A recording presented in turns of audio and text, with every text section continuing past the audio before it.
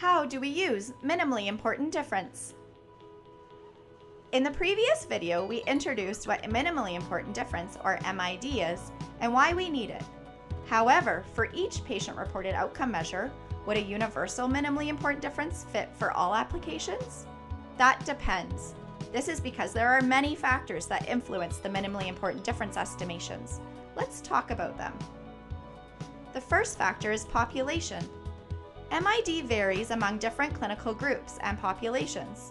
For instance, a small but important improvement for knee osteoarthritis patients may be different from diabetes patients.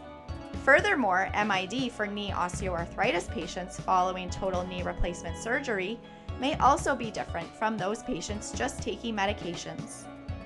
Relatedly, for patients with the same condition and receiving the same treatment, it is also possible for different subgroups, such as younger versus older patients, to have different MIDs. The second factor to influence MID is the starting point, or, in other words, how healthy the person was at baseline. For example, the MID for people with a higher baseline EQ-5D index score, which indicates better health, may differ from those who start in worse health. Similarly, a weight loss of 5 pounds may be important for people who weigh 130 pounds, but may not be important for those who are 300 pounds. Direction of change is the third impact factor to consider for MID. Here, the MID depends on whether one's health is improving or deteriorating. In other words, the MID for improvement in health would be different from deterioration. The fourth factor is the type of application. When choosing an appropriate MID, it is important to consider your application. How will you use the data? Are you using the MID to interpret differences between groups at one time point, or changes between groups over time? For example, if you want to interpret the difference in change over time between two groups, an MID estimated as between group change over time would be useful.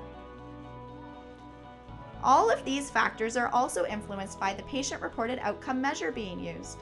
Different measures have different components and summary scores. For example, the EQ-5D has 5 dimensions and a visual analog scale, or VAS. And from the 5 dimensions, you can also calculate an index score using country-specific value sets.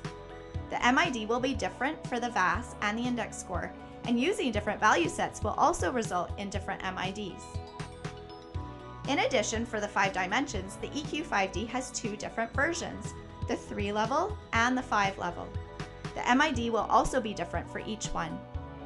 Another example is the SF-36, which has 2 component summary scores and also 2 different versions, so each of these would have a different MID. All these factors influence the MID of a patient-reported outcome measure. It doesn't matter whether it's a generic or a disease-specific measure. When choosing an MID, all these factors should be considered. No one MID is perfect for all applications of the same instrument, but if you can't find a specific MID, some instruments will have a published generic MID that you can start with. If you have any questions on how to choose an MID, we are happy to help. Please find us at www.apursu.ca. Please subscribe to our newsletter and get the latest information, promotions, and activities.